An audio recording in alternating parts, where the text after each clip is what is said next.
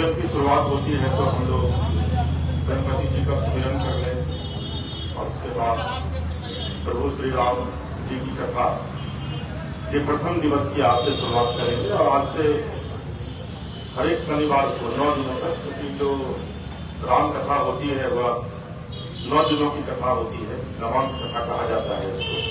तो हर एक शनिवार को हम लोग 7 बजे यहाँ आज से लेकर के और जब तक कथा संपूर्ण नहीं होती है तब तक हर एक शनिवार को हम लोग इस कथा का श्रवण यहाँ करेंगे। और एक बड़ी अच्छी पंक्ति है, कहा जाता है कि कथा के श्रवण करने मात्र से, सिर्फ सुनने मात्र से आपकी जितनी भी बाधाएं हैं न सिर्फ आपकी बाधाएं दूर होंगी बल्कि प्रभु श्री राम आपकी समस्त मनोकामनाओं को भी पूर्ण करेंगे। एक बड़ी अच्छी पंक्ति है, 2 लाइन उसका गुनगुना लेता हूँ, उसके बाद फिर सभा की शुरुआत करूंगा। ओ जय जय राम कथा, ओ जय श्री राम कथा, जय जय राम कथा, ओ जय श्री राम कथा।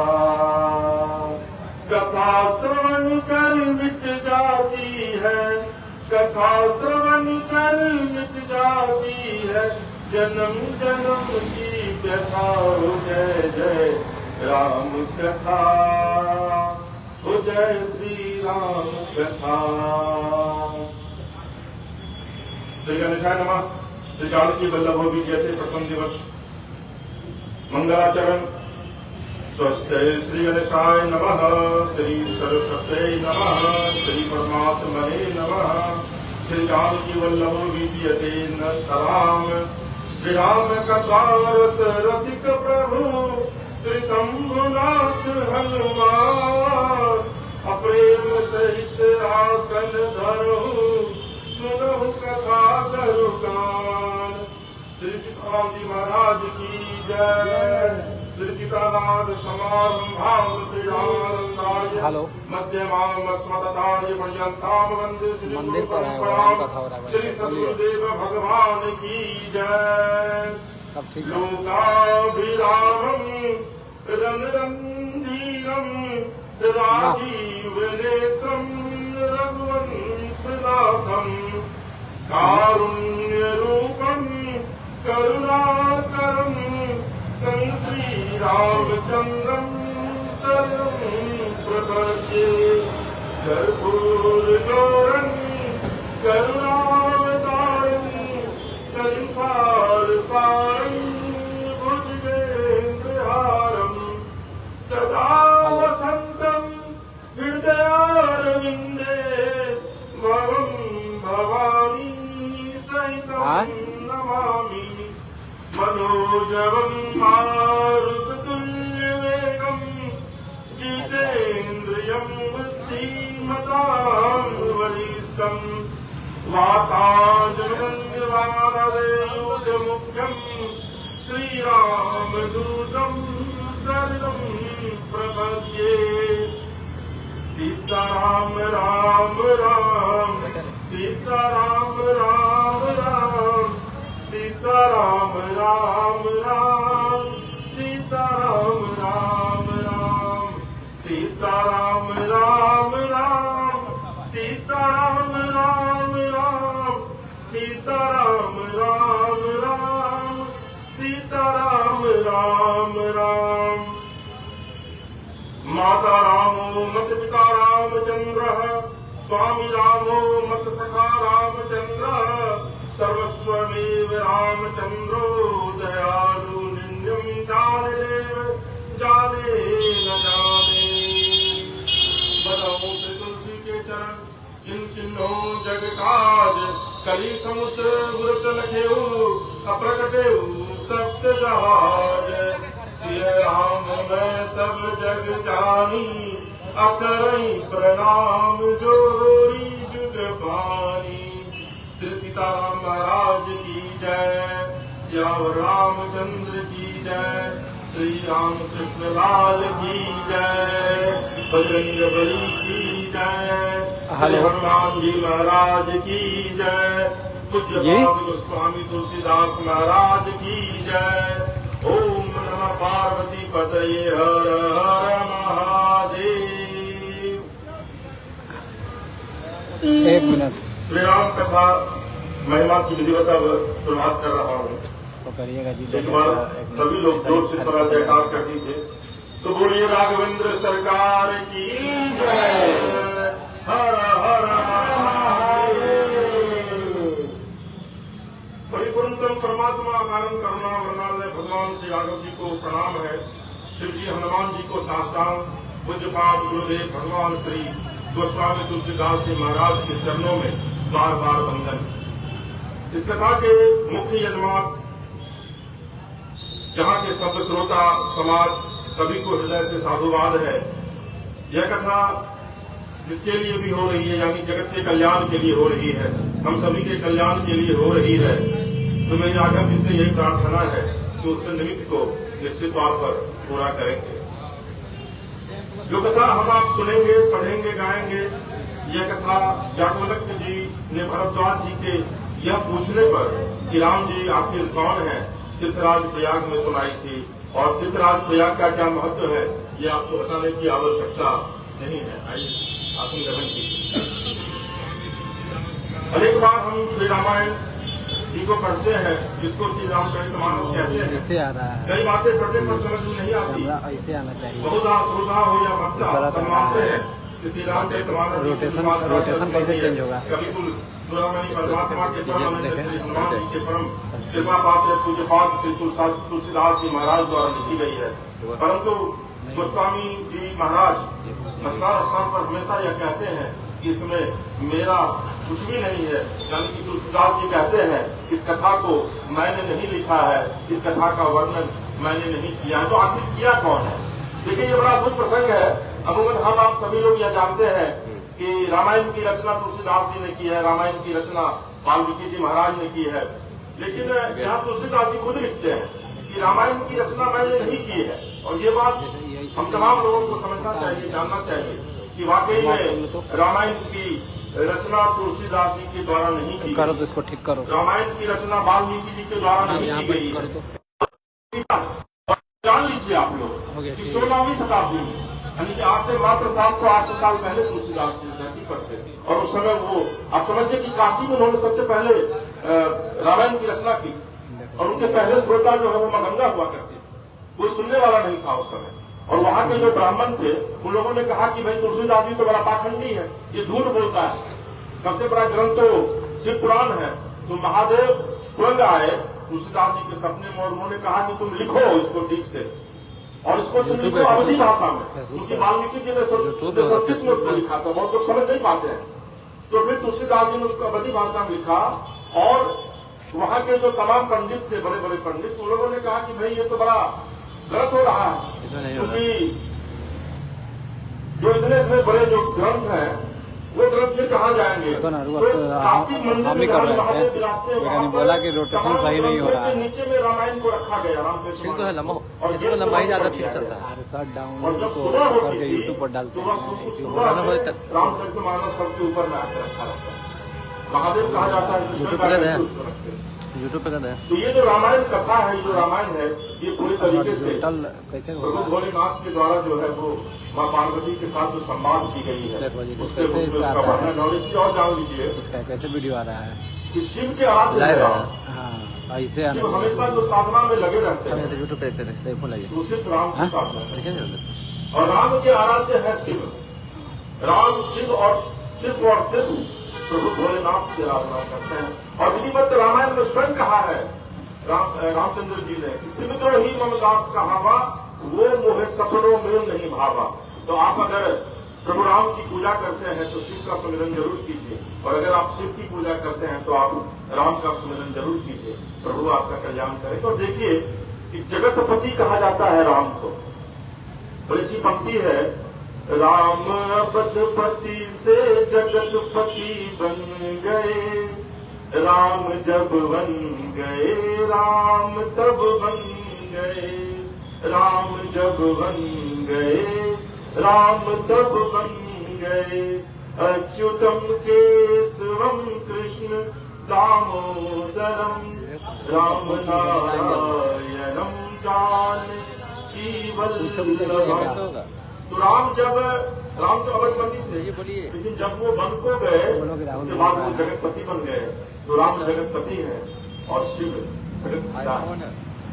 सर का है। तो आगे तुलसीदास जी लिखते हैं कि शंभु किन्यः चरित सुहावा बहुरी कृपा करी मही सुनावा।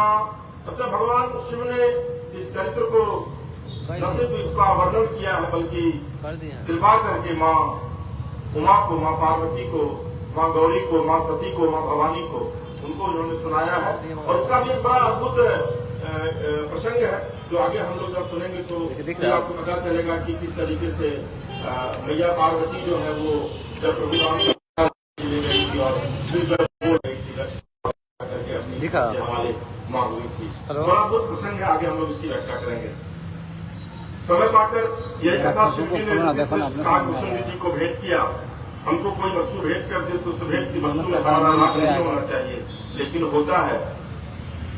किसी ने हमें कोई सामान दे दिया, आप इसको रखिए और उसी सामान को कोई और मांगने आ गया तो हमको उसको आगे बढ़ाना चाहिए। लेकिन सामान्यतः हम अपने जीवन में ऐसा करते नहीं है, हमारा उससे लाभ हो जाता है। और देखिए कौवा को हम लोग देखते हैं तो बड़ा हम लोग मानते हैं कि बड़ा ये अपशकुन का प्रतीक है कौवा। लेकिन आप लोगों को पता होना चाहिए कि महादेव ने काकभूषण जी यानी कि कौवा को भी संवाद सुनाया था। तो कौवा भी बड़ा अद्भुत पक्षी है। जान लीजिए, कौवा अगर विलुप्त हो रहा है तो समझिए कि प्रकृति धीरे धीरे जो है वो क्षय की ओर जा रही है, हम लोग समाप्ति की ओर जा रहे हैं। जो कि कौवा ने अमृत का पान किया था, कौवा अगर अमृत नहीं हो रहा है। कुछ बात गोस्वामी जी महाराज को तो ये चौथी पीढ़ी के बाद 8वीं 10वीं पीढ़ी में मिला यह महाप्रसाद। लेकिन शिव जी ने माँ पार्वती जी को कृपा करके सुनाया, उनसे बाबा काकभूषण जी ने पाया। काकभूषण जी से याज्ञवल्क्य जी ने पाया, याज्ञवल्क्य जी से भरद्वाज जी ने पाया। फिर गुरु परंपरा चल पड़ी और यह कथा प्रातः स्मरणीय गुरु श्रेष्ठ नर हरियानंद जी महाराज से गोस्वामी तुलसीदास जी महाराज ने प्राप्त की। यह भगवत प्रसाद यह अवतार है भगवान राम का। तो रामचंद्र मानस को हल्के मत लिया, प्रभु का यह अवतार है। तो अच्छी पंक्ति है ना, कितने अवतार हुए, कितने पैगंबर आए, तू ना आया पर तेरे पैगाम जरूर आए। ये पैगाम है भगवान का, ये अवतार है भगवान राम का। प्रसादी का नियम है कि बांट करके खाना चाहिए, अकेले नहीं खाना चाहिए। शिव का प्रसाद कभी नहीं खाना चाहिए। प्रसाद में स्वाद का विचार कभी नहीं रखना चाहिए। प्रसाद में मात्रा का भी विचार नहीं रखना चाहिए। इतना ही है क्योंकि प्रसाद तो प्रसाद है। प्रसाद खाने वाले के हाथ का स्पर्श भी हो जाए तो प्रसाद खाने का पुण्य प्राप्त हो जाता है। पुराणों में ऐसा वर्णन है। हम आप यही शिव प्रसाद आज पुण्य के प्रणाम स्वरूप कैमरा से बना इसने लिखा शंभु किन्य रिकॉर्डिंग रामचरितमानस के 7 कांड है। रामचरितमानस के कुल 7 कांड है, लेकिन आप देखे होंगे कि एक उत्तरकांड आया। तुम भी अपना लोगो रख दो। दरअसल में उत्तरकांड में प्रभु राम के चरित्र को जो दर्शाया गया है उसमें कहा गया है कि वो दलित विरोधी थे, उन्होंने मां सीता का परित्याग किया था। ये उत्तरकांड की रचना है। ये उत्तरकांड की रचना उस समय हुई जब प्रभु राम का वो न सिर्फ हिंदुस्तान भारत बल्कि पूरी सृष्टि मानने लगा था। उस समय हुआ कि भाई अब राम को किस तरीके से बदनाम किया जाए, तो उत्तरकांड जोड़ा गया। बेसिकली वो रामायण का पाठ नहीं है उत्तरकांड, लग रहा है ना रामायण का कांड सिर्फ पाठ है। ऐसे घुमाएंगे तब सीधा आएगा। आज महात्मा का स्मरण किया जा रहा है। कई बार अन्य महापुरुषों से आपने श्री राम कथा सुनी होगी, लेकिन आपकी बाल बुद्धि से जो कथा बनी है वो मैं आपको निवेदन करता हूँ। अब ठीक आ रहा होगा। श्री राम कथा में श्री रामचरितमानस जिस ग्रंथ के आश्रय में हम आप कह रहे हैं उसमें 7 कांड है। बाल कांड, अयोध्या कांड, अरण्य कांड, किष्किंधा कांड, सुंदर कांड, लंका कांड और उत्तर कांड। नियम तो यह है कि 9 दिन में एक नवा की कथा हो, लेकिन न आप सुनेंगे और न हम लोग कर पाएंगे। कारण उसके लिए एक वक्ता चाहिए और एक से 2 श्रोता चाहिए जो कि विधि का पालन कर। मैंने विधिवत की ये नवाज कथा को मैंने जो यहाँ पर इसकी शुरुआत की है तो मैंने हर एक शनिवार को रखा है। क्योंकि होता क्या है कि लोगों के जीवन में अब इतनी व्यस्तता बढ़ गई है, अनेक लोग भाग दौड़ में लगे हुए हैं, धन अर्जन में लोग इतना लगे हुए हैं कि लोगों के पास तो वक्त नहीं है राम कथा सुनने के लिए।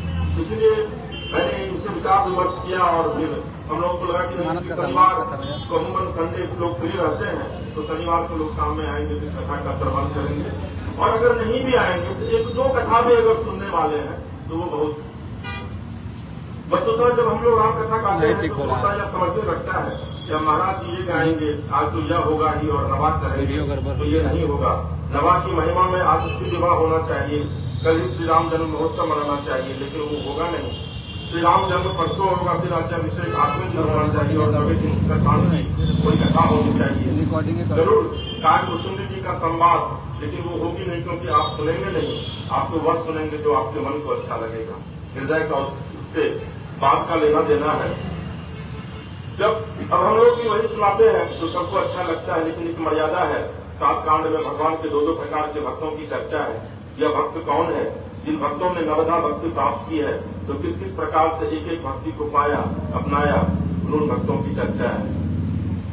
पहले दिन पहली बात श्री राम कथा कामधेनु है, जो जिस श्रद्धा से, जिस भावना से, जितनी मात्रा में समर्पित होकर इस कथा को श्रवण करेगा, गाएगा, पढ़ेगा, उसको उतनी मात्रा में ही फल प्रदान करेगी। और एक चीज आगे कामधेनु गाय की चर्चा हम लोग अक्सर सुनते हैं। कामधेनु गाय आखिर है क्या? तो देखिए गुरु वशिष्ठ जी के पास कामधेनु गाय और कामधेनु गाय की यह विशेषता थी, उससे वशिष्ठ जी को जब इच्छा होती थी, जैसे हम आप गए उस जमाने में वशिष्ठ जी के यहाँ, तो कामधेनु गाय से दूध दूध लेते थे और लोगों को वो दूध देते थे। तो कामधेनु गाय के पास ये लिमिट नहीं था कि भाई आप शाम में ही कामधेनु गाय दूध देगी और सुबह में ही दूध देगी। इसीलिए कामधेनु गाय की बड़ी महत्ता है। और जब भी रोड पर, सड़क पर गाय को जाते हुए देखिए, उनको प्रणाम जरूर कीजिए गाय को। अगर आप बाइक से जा रहे हैं, गाड़ी चला रहे हैं, कम से कम मन से गाय माता का सुमिरन जरूर कीजिए। गाय इससे धरती की साक्षात माता है, जिसको जान लीजिए आप। और कामधेनु गाय के लिए गुरु विश्वामित्र और गुरु वशिष्ठ में युद्ध हुआ था, जिसमें कि गुरु वशिष्ठ के तमाम पुत्रों को गुरु विश्वामित्र ने मार दिया था। हम लोग उसकी चर्चा करेंगे आगे। तो कामधेनु की बड़ी महत्ता है गाय की। तो हम लोग जिस श्रद्धा से इसको सुनेंगे, जिस श्रद्धा से पढ़ेंगे, जिस श्रद्धा से गाएंगे, हम लोग को फल ही जो श्री राम उसी अनुसार प्रदान करेंगे। मेरे मित्र लोग लगे रहते हैं कि आखिर रामायण जो आप पाठ करते हैं, रामायण जो हम लोग सुनते हैं, क्या इसका फल मिलेगा? तो भाई बहन लोग, आप लोग इस चीज को जानते हैं, फल कलयुग में, कलयुग की अच्छी दाम लिखिए। तुलसीदास में लिखा है बाबा ने रामायण कि कलयुग नाम ही एक अधारा, सुमिर सुमिर नर नहीं पारा। कलयुग में राम का नाम ही है जो आपको भवसागर से पार लगाएगा। और जीवन में दो ही सत्य है, एक प्रभु राम और दूसरा राम का नाम। तो इसलिए इस चीज को दिमाग से तो बता दीजिए। और मन में कोई जरूरी नहीं कि माला लेकर राम राम से जप रहे हैं, मन में हमेशा राम का नाम जपते रहिए और देखिए राम किस तरीके से कल्याण करेंगे। राम तो कहते हैं कि तुम काम करो, परिणाम की चिंता मत करो, परिणाम देने के लिए मैं बैठा हूं। और इसके कई उदाहरण आज मैं देख रहा हूं इस कलयुग में। आप देख लीजिए अयोध्या, कनक धाम में वहां भगवान विराजते हैं। 700 साल से भगवान वहां नहीं थे अपने घर में। आप समझिए कि जहां भगवान खुद जन्म लिए, भगवान को अपना घर नसीब नहीं हुआ। हम लोग कितने स्वार्थ में, फिर भगवान को लगा कि मुझे ऐसे व्यक्ति को लाना जो मुझे प्रवेश कराए अपने घर में। आज देख लीजिए कि अयोध्या में लोग जब जाते हैं तो घंटों घंटों वहां लाइन लगना पड़ता है प्रभु का दर्शन करने के लिए, इतनी भीड़ रहती है। दिया है कि पूरी दुनिया में अभी आज की तारीख में अयोध्या से ज्यादा भीड़ कहीं नहीं है भगवत दर्शन करने की, इतनी भीड़ रहती है वहां पर। अभी तो लोग प्रयागराज गए थे तो वहां पर अयोध्या में बंद कर दिया गया है, कितनी भीड़ वहां पर हो जा रही है। तो प्रयागराज को तो बहुत महत्व है तीर्थराज का। मुझे कई लोग मिले, मुझे लोगों ने कहा कि भाई प्रयागराज में क्या है, हम क्यों जाएंगे स्नान करने, वहां जाकर के सब बात खत्म हो जाएगा क्या? भैया ऐसा थोड़ा लिखा है किसी बेट में कि आप कुकर्म करते रहिए, आप प्रयागराज आपको ताकते रहेंगे।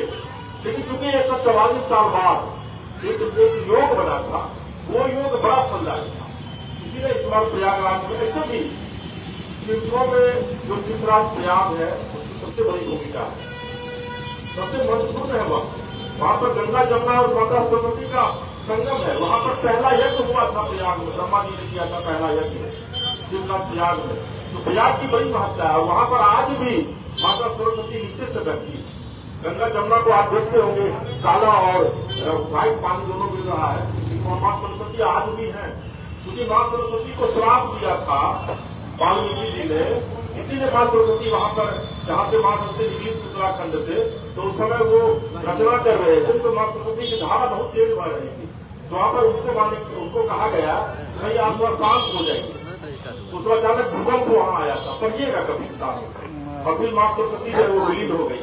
तो माँ सरस्वती वहाँ जमीन के नीचे से बहती है, तो माँ सरस्वती आप ही वहाँ पर बह रही है। और जब भरत जी मिलने गए थे प्रभु श्री रामचंद्र को, व्याख्या करेंगे आप लोग, सुनिएगा आने वाले दिनों में, तो वहाँ पर माँ सरस्वती प्रकट होकर भरत जी को आशीर्वाद प्रभु राम से मिलने के लिए।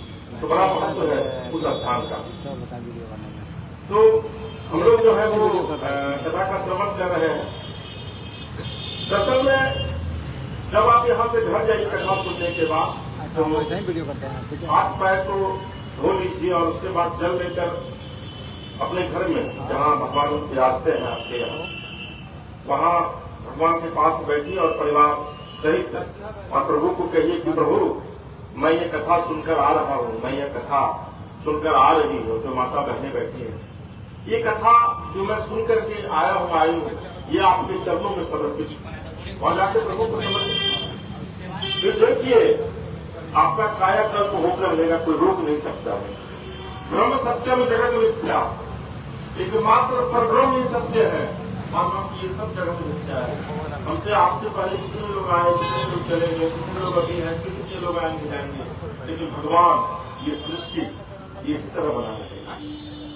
इसलिए जब भी कथा सुनने के बाद किसी भी कथा सुनिए, किसी भी मंदिर में, किसी भी धर्म स्थल पर, किसी भी भगवान की कथा सुनिए, जो भी आपके आराध्य है, जो भी आपके इष्ट है, तो घर जा करके और भगवान को हाथ पर जो करके जब लेकर के परिवार सहित समर्पित कीजिए। तो आपकी कथा आप जो सुन रहे हैं, उसका पूरा लाभ आपके पूरे परिवार को मिलेगा। इस चीज को आज आपके साथ तो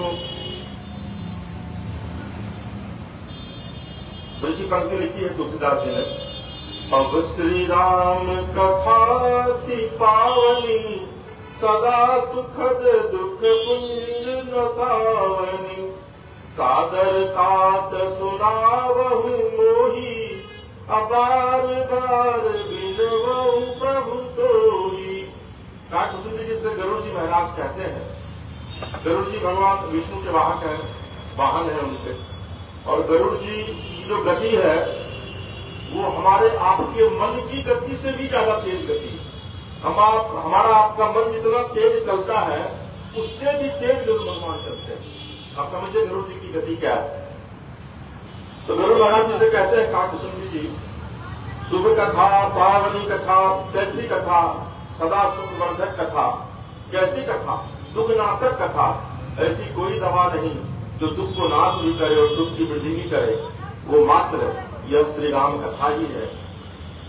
यह श्री राम कथा ही आपके दुखों का नाश भी करेगी और आपके सुख में वृद्धि भी देगी, यानी कि सुखवर्धक भी है और दुख नाशनी भी है। एक बड़ा अच्छा गाना है जो अक्सर लोग गुनगुनाते हैं, हम चाहेंगे कि आप थोड़ा हारमोनियम पर इसको कर भाषा पर इसको हटा लीजिए।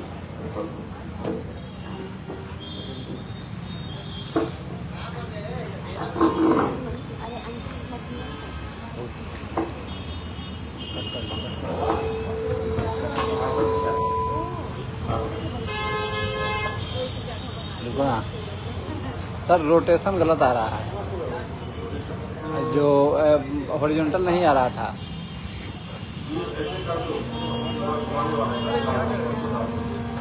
दावे हम नहीं हो रहा है, नहीं हो रहा है।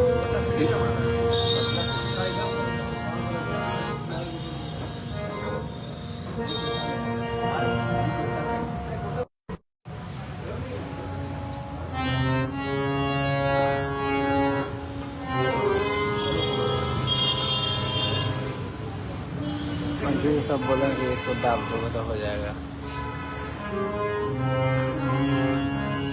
अब देखो तो फेसबुक पर, मेरा फेसबुक को देखो ना खोल के, नेट ऑन करो, देखो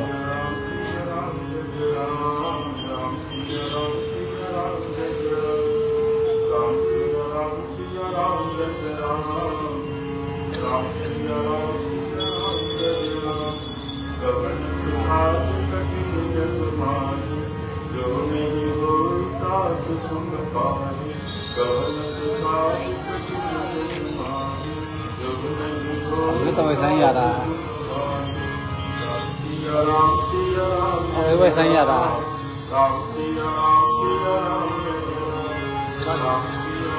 सीधा कर दे रहा है, सीधा कर दे रहा है।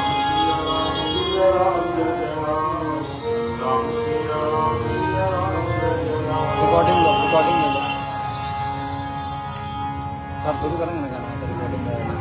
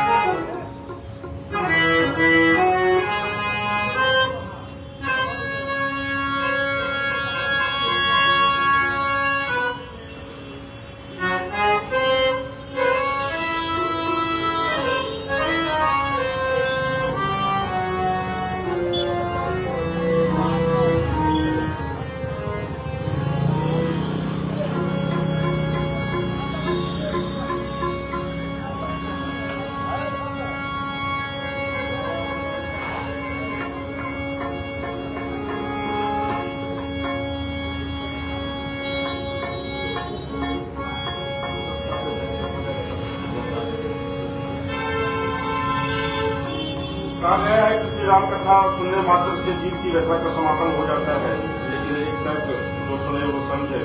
राम कथा दरअसल में गंगा जी है, जो इस गंगा में ठीक से श्रद्धा से अवगाहन करे, स्नान करे, जो 4 फल अर्थात धर्म, काम और मोक्ष की प्राप्ति होती है। कथा सुनना है, समझना है और जीना है। और एक चीज और जान लीजिए कि किसी भी व्यक्ति के जीवन में जो पुरुषार्थ है, पुरुषार्थ आप लोग सुनते होंगे, तो पुरुषार्थ 4 ही है, धर्म, अर्थ, काम और मोक्ष। और पुरुषार्थ का कोई भी व्यक्ति अपने जीवन में त्याग नहीं कर पाता है। ये सिर्फ सौभाग्य प्राप्त हुआ था भरत जी को, क्योंकि उन्होंने प्रभु श्री राम के लिए अपने पुरुषार्थ को त्याग दिया था, धर्म का उन्होंने परित्याग कर दिया था। वैसे लिखते हैं बाबा तुलसीदास जी लिखते हैं कि सुनि समुझ ही जन मुदित मन अनुराग लई चारि फल छत तनु साधु समाज प्रयाग। सुना जाए, समझा जाए, फिर उसको जिया जाए। श्री राम कथा जीने की कथा है, श्री कृष्ण कथा कर्म पूतों से पीने की कथा है। राम कथा जी जाएगी तभी इसका फल है। अपने चित्त में भी कोई कथा चले और वह कथा हमारे हृदय को आनंदित कर दे, प्रफुल्लित कर दे, आनंदित कर दे, हमारे हृदय को वृंदावन बना दे, हमारे हृदय को अयोध्या बना दे, तब तो कथा कहना सफल, तब तो कथा सुनना सफल। सुनते बहुत हैं, समझते कम लोग हैं और प्रैक्टिकल तो करना ही आपकी तारीफ में नहीं चाहते। और यही वजह है कि आप देखेंगे कि राम कथा जहाँ पर होती है, आप अभी एक यहाँ बगल में किसी गायक का कार्यक्रम होने लगे, अब देखेंगे कि लोगों की भीड़ वहाँ पर जुट जाएगी।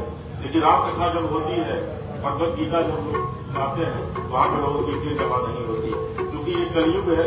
और कलयुग में ये चीज कहा भी है, इसी में कलयुग में उसका वर्णन भी है, क्योंकि राम कथा भी वही लोग सुनते हैं जिसका विधिवत इसको प्रभु चाहते हैं। प्रभु चाहते हैं कि आपको कथा सुनना है, कोई आप कथा नहीं सुनिएगा। आप किसी दैव स्थल में तब तक नहीं जा सकते हैं जब तक आपको बुलावा नहीं आता है। ये ईश्वर पावर करते हैं। तो प्रयागराज तीर्थ में भी जो लोग गए हैं, उसमें भी उनको तीर्थराज प्रयाग ने बुलाया था, इसीलिए वो लोग गए।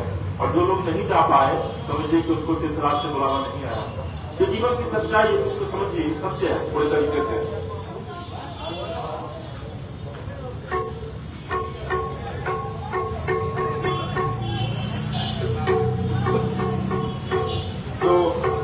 ऐसी पंक्ति है कि बड़े भाग मानुष तर पावा,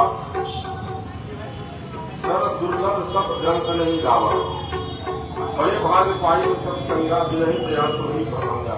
तो मानव जीव का जो शरीर मिलता है, कहता है कि आप जब बहुत धर्म करते हैं, उसके बाद ही जो है वो 84 लाख योनि में से एक मानव का है, वह लोगों को प्राप्त होता है। इसलिए तुलसीदास जी ने लिखा है लेकिन मानस में कि बहुत भाग्य मानुष तन पावा।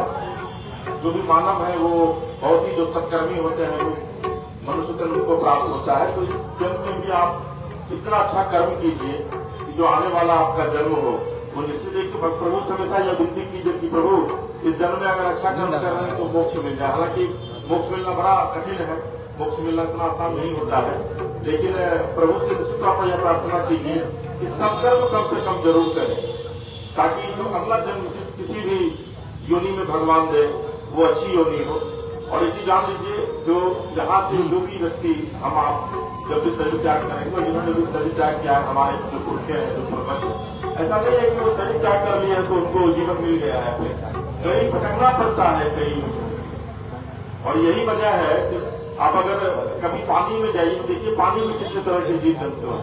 यही वजह है कि भगवान सबसे पहले जब अवतरित हुए थे तो उन्होंने जल को ही चुना था। सबसे पहले भगवान का अवतरण पानी में ही हुआ था, नीम के रूप में, मछली के रूप में। इसीलिए निश्चित तौर पर मानव जीवन में जब आप आए हैं तो अच्छे कर्म जरूर कीजिए, ताकि आने वाला जो जीवन हो वो आपका और ज्यादा सुखमय हो। एक चीज और समझ लीजिए, लोग कहता है कि भाई वो तो अंबानी के घर में जन्म ले लिया, वह अडानी के घर में जन्म ले लिया, नरेंद्र मोदी प्रधानमंत्री बन गए थे, तो ये उनके पिछले जन्म का कर्म है। इसीलिए है ना, बड़ी की पंक्ति है रामायण में कि प्रारब्ध पहले रचा फिर रचा शरीर। आपके शरीर की रचना जो है वो आपके कर्म के अनुसार होती है, और प्रारब्ध भी आपके कर्म के अनुसार ही होता है। इस जीवन में अगर हम राम कथा कर रहे हैं तो निश्चित अपने मेरे प्रारब्ध में, ये मेरे पिछले जन्म की कथा, इसके पिछले जन्म की मेरी अपनी कुछ भगवान की प्रति मेरी ऐसी निष्ठा होगी, भक्ति होगी, जो प्रभु ने मुझे फिर इस जन्म में कहा कि तुम जाओ और जाकर राम कथा करो। इसलिए संकल्प जो है वह जरूर कीजिए। आपके पास समय नहीं हो तो आप मत सुनिए, लेकिन कर्म अच्छा जरूर कीजिए। कोई अगर आपके दरवाजे पर जाता है तो पानी जरूर पिलाइए, बिना मांगे हुए पानी। और अगर आपको लगता है कि वो भूखा है, उसको जरूर एक रोटी कम से कम खिला दिया जाए। कोई गरीब मिलेगा आपको सड़क के किनारे, वो अगर आपसे मांगने आता है, हालांकि मांगने आजकल बहुत लोग ट्रेंड कर पड़ा है, वो उसको नहीं, लेकिन जो वाकई में है, जिसको आवश्यकता है अन्न की, जिसको आवश्यकता है वस्त्र की, उसको जरूर रुक करके भी कम से कम कुछ ऐसी व्यवस्था कीजिए कि उसको कम से कम उसका पूरा पेट नहीं भी भर सकती है तो कुछ उसको भोजन की व्यवस्था हम कर दें। कुछ नहीं करना, केवल सत्संग में बैठ गए, आवागमन से अपने आप छुट्टी हो जाएगी, लेकिन भगत का आवाज को आवागमन से मुक्त भी नहीं होना है, हमको आपको तो आते ही रहना है। इस सभा के माध्यम से, नगर के किसी भी धार्मिक उत्सव के माध्यम से, खाने के बहाने, कपड़ा देने के बहाने, गाड़ी पर चढ़ने के बहाने, कॉफी पिलाने के बहाने, कुल्फी पिलाने के बहाने, कैसे भी किसी भी आदमी को जो कुसंगी हो, एक दिन 5 मिनट भाई चलो, जो चाहे सो ले लो, आएगा। यह अमृत है ना, एक बार जिसकी जीवा पर रस चढ़ गया राम नाम का, उसको सब रस टीका लगने लगता है। आप करके देखिए ना, मानव तन मिला है, न जाने लोग क्या समझते हैं कि यह हल्का है। मूल बात मानव तन मिला है, केवल हरिगुण गाने के लिए नहीं। मानव जीवन का एकमात्र लक्ष्य भगवत प्राप्ति। कथा का लक्ष्य क्या है? जीव को परमात्मा के श्री चरणों की ओर लेकर चलना। इसलिए हम आप यह कथा गाएंगे, सुनेंगे, पढ़ेंगे, गा रहे हैं, सुन रहे और पढ़ रहे हैं। देखिए ये बड़ी अच्छी पंक्ति है, जिसको आपके साथ करना चाहिए कि जो भी व्यक्ति राम कथा नहीं सुनना चाहता है या भगवान के मंदिर नहीं जाना चाहता है, उसको एक बार किसी विधि से लेके जरूर चले जाए और देखिए 5 मिनट आप बैठाइए, 10 मिनट बैठाइए, फिर देखिए वो धीरे धीरे खुद बैठने लगेगा। क्योंकि ये तो अमृत है, भगवत कथा अमृत है और इसका रसपान हर एक व्यक्ति करना चाहता है, लेकिन लोग पहुंच नहीं पाते हैं। कुछ लोग लगता हो कहाँ जाकर के बैठेंगे, लेकिन अगर एक बार आकर के आप बैठ गए फिर आपको उठने का मन नहीं करेगा, यह तय है।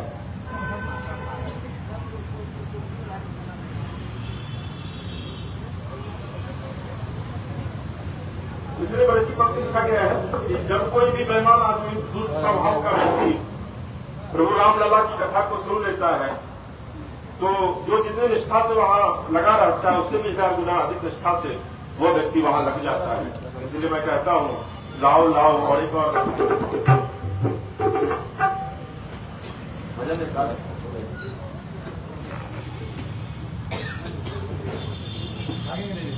नहीं लीजिए ना कुछ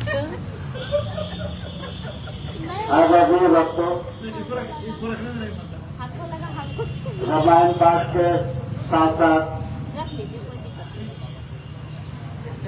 भवन कीर्तन का भी आयोजन है और मैं आग्रह करता हूँ, बड़े दूरदर्शन पटना से आए हुए हैं पांडे सर, बहुत अच्छे भोजन के स्पेशलिस्ट कलाकार हैं। पकड़ेगा इधर से मैं उनसे आग्रह करता हूँ इधर से हम बनाए आएंगे सामने से बनाएंगे तो मजा आएगा। हो जाए उसके बाद आगे कथा होगी। समझ गया ना, समझ गया ना। हाँ, इसको करते रहना है, इनका भी लेना है। हम सामने से बनाते हैं रिकॉर्डिंग, ठीक है। इनका भी लेना है, सामने से आ जाना। तो सामने से ये अब जाइए ना, हम ले लेंगे इधर। हेलो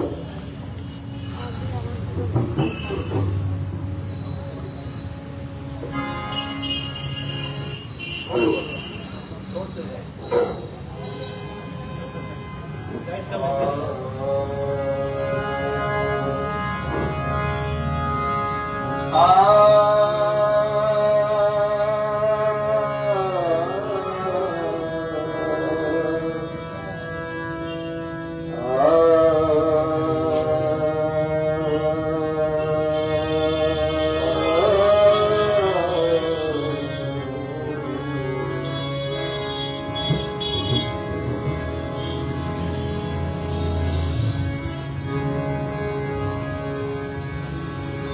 राम राम रटते रहो,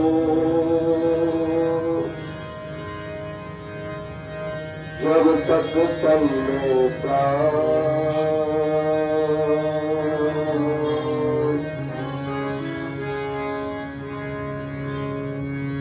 सब समय छूट जाएगा,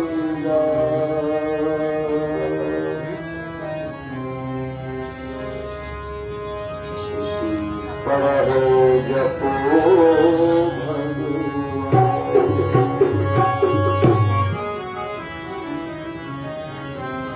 राम नाम तारू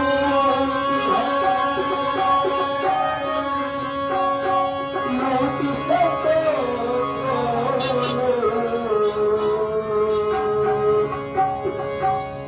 अंत समय पछताएगा, प्राण जाएगा।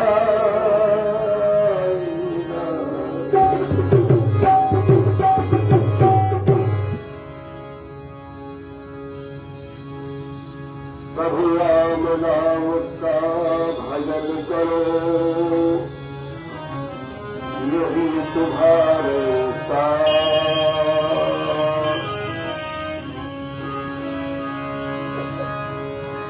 अधम अपवादी तो करते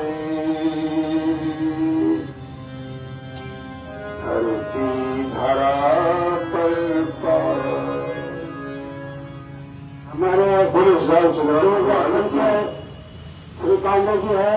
अभी जो आप आवाज सुन रहे हैं, और नाल पर दूरदर्शन के धीरज कुमार पांडे, दोनों पांडे ही पांडे से हैं, और दोनों बिहार के बने हुए भजन गायक में से एक है, और दूरदर्शन से भी इनको काफी ख्याति मिली है। मैं इनके और आगे बढ़ने की मनोकामना करता हूं भगवान से, और इस शब्द के साथ इनके भजन का आनंद है।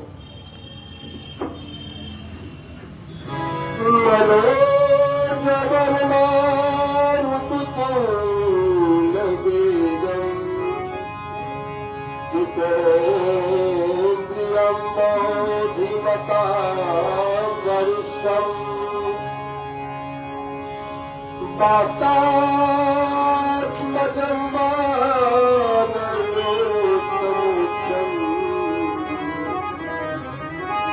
वीरावधूतं शरणं प्रपद्ये।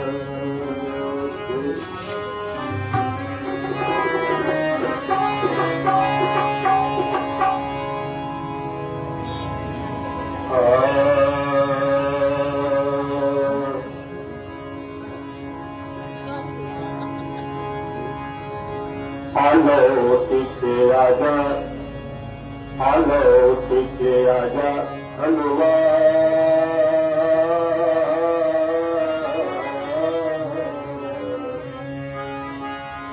अलौकिक राजा हनुमान, तुझे अलौकिक राजा हनुमान।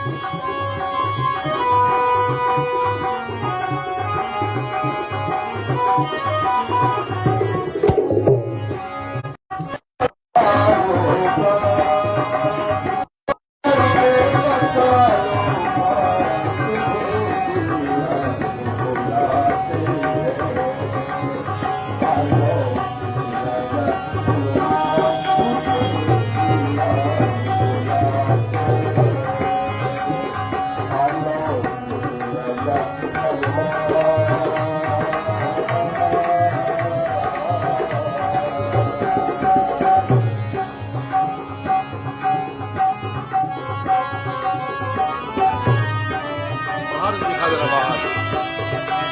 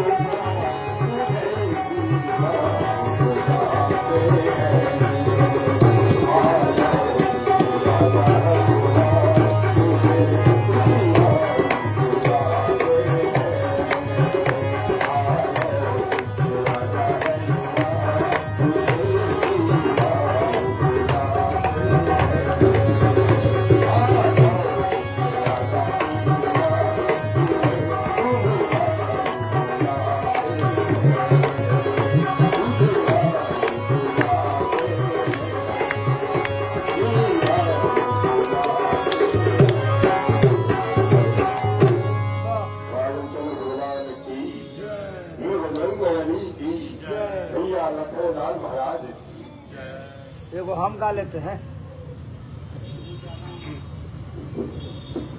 पहले वो आगे बढ़ेगा ना।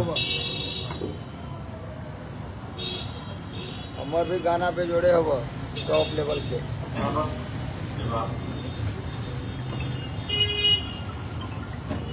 हनुमान तो क्या हम सब लोग बुला रहे हैं। है ये तो थामो तो देखो छोटो देखो थामो तो उसको क्या मानते जिससे है तुलसीदास जी ये खराब इस कलयुग केवल हरि गुण गाहा गावत नर पावहि भव थाहा कलि केवल मद मूल मलीना पाप पयो निधि जन मन मीना। कलयुग मरागार है। कथा के अलावा जब भी हम आप बैठेंगे 10 मिनट सत्संग की बात लोग करने नहीं देते हैं। जो आएगा वो यही कहेगा पहले हमारी सुन लीजिए।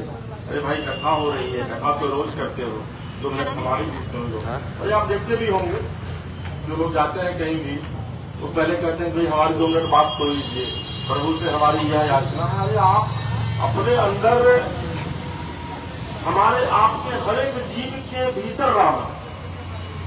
आपको ये पता होना चाहिए कि जो भी संत होते हैं वो जब भी कोई भी व्यक्ति मिलता है तो संत आशीर्वाद नहीं देते हैं। जो ओरिजिनल संत होते हैं वो हाथ जोड़ते हैं। जो संत होते हैं वो चरण स्पर्श नहीं करते हैं, क्योंकि हम में राम, आप में राम, सब में राम। जितने भी जीव जंतु है वो सब में राम है। और एक ही जान लीजिए, हम लोग देखते हैं कि गांव घर समाज हर जगह कुत्ता बिल्ली अगर बैठा रहता है तो लोग लात से मार देता है।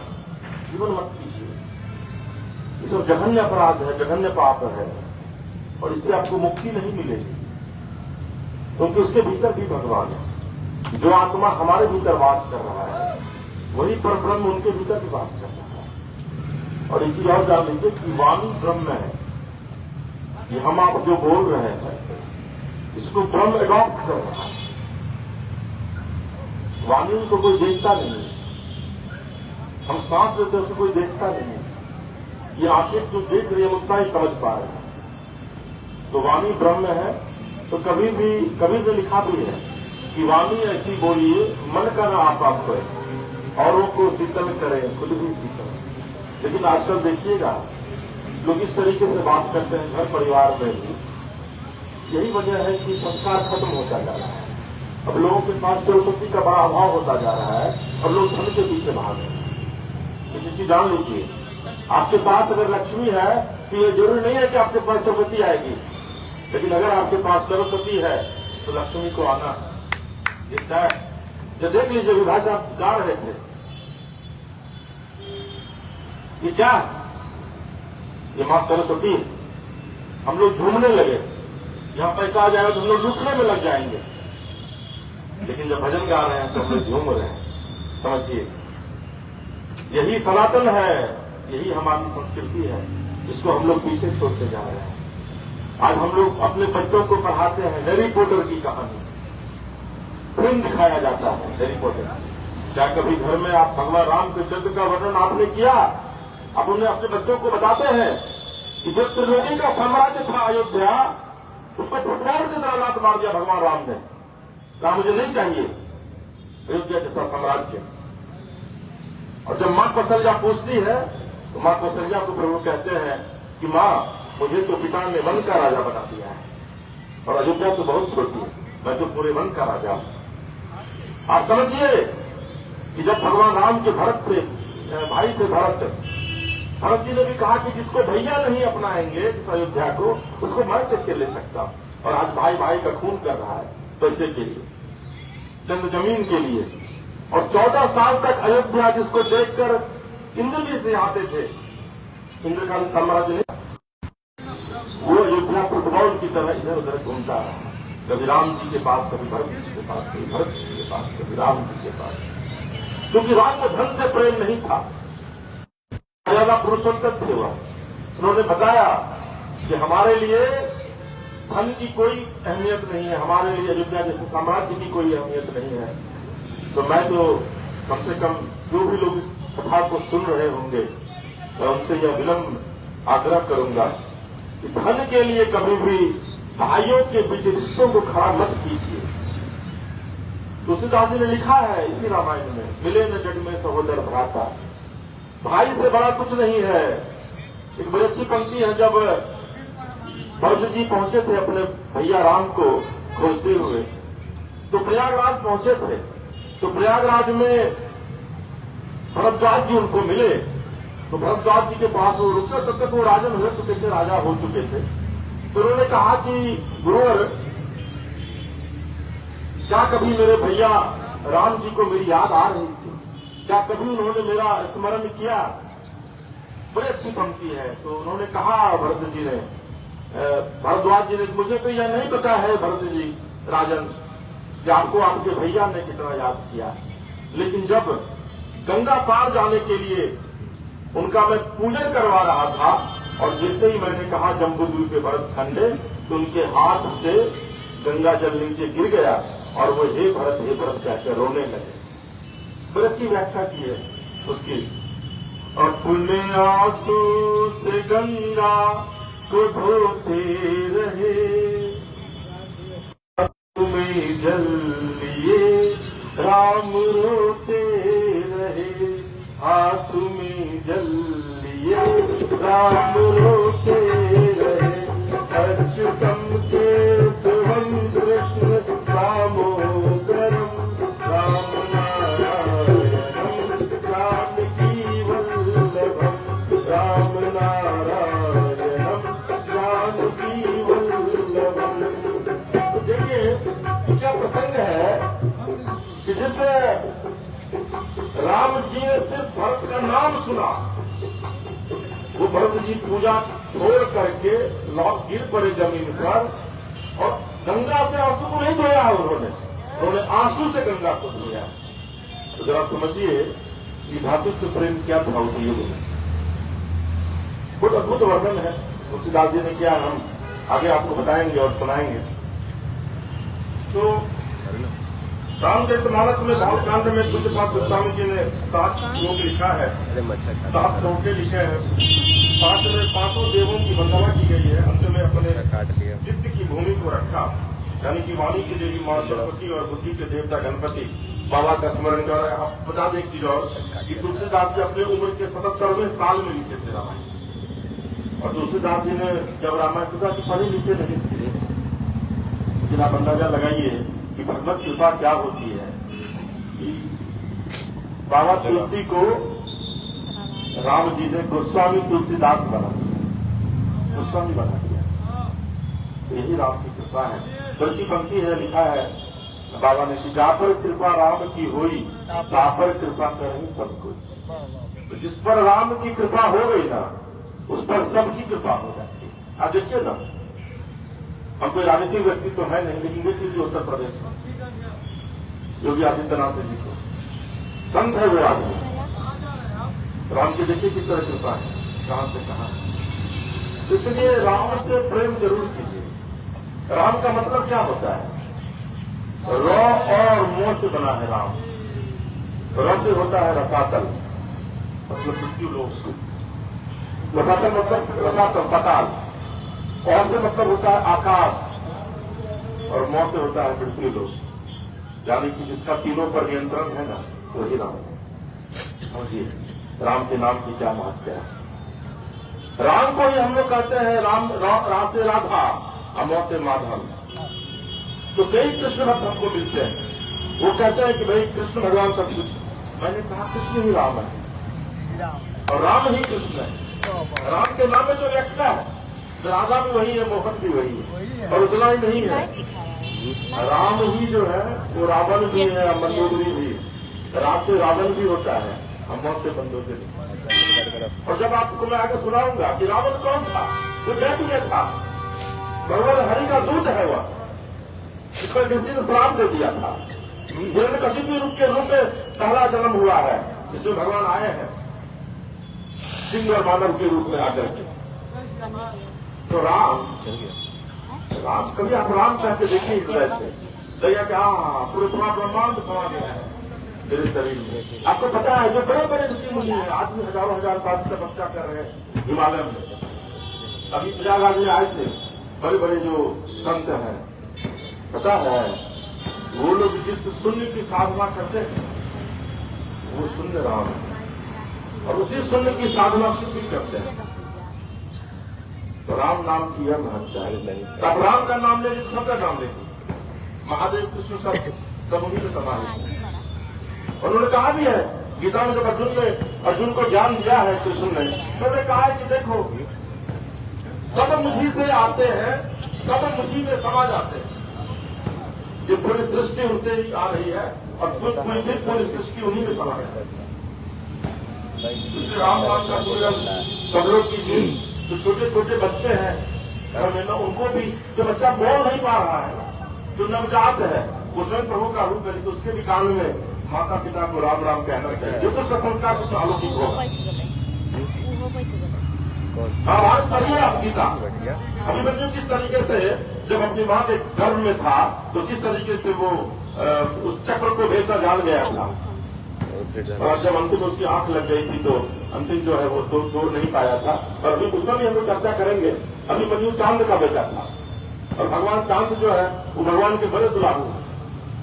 इसलिए भगवान राम अपने नाम के आगे लगाते हैं, श्री रामचंद्र के साथ भजमन। शिवचंद्र को अपने मुकुट धारण करते हैं, मस्तक पर धारण करते हैं। तो चंद्रमा बड़ा प्यारा है, तो जो बहुत प्यारा होता है बहुत दूर तक नहीं रहता है, इसलिए उन्हें बहुत कमजोर तक आता है इस दृष्टि में। हम लोग भी उसके आगे आज व्याख्या करेंगे। तो बड़ी अच्छी पंक्ति लिखी है तुलसीदास ने, वर्णानामर्थ संज्ञानांग रसानाम छंदसामपि मंगलांग च कर्तारो वंदे वाणी विनायको। वर्णों की संज्ञात, अर्थों के समुच्चय, वाणी की देवी मां शारदे और बुद्धि के देवता भगवान गणपति, इन दोनों को वंदना मैं इसलिए करता हूँ कि हमारी वाणी में भी पवित्रता दें और बुद्धि में निर्मलता प्रदान करें। सरस्वती मैया की कृपा बिना वाक सिद्धि नहीं आती, परंतु क्या बोलना है, यह गणेश जी की कृपा से प्राप्त होता है। बुद्धि गणेश बाबा ही देते हैं। माँ सरस्वती तो अद्भुत है। बल्कि पंक्ति है, सरस्वती महाभागे विद्ये कमल लोचने विश्व रूपे विशाल विद्यादेवी वृंदाम करे। लेकिन माँ सरस्वती वाणी देती, लेकिन इस वाणी में सौम्यता कितनी होनी चाहिए, आपके भीतर बुद्धि कितनी होनी चाहिए, इसके देवता गणपति की बड़ी भूमिका है। क्या देखिए, इसलिए लोग सबसे पहले गणेश भगवान की पूजा करते हैं।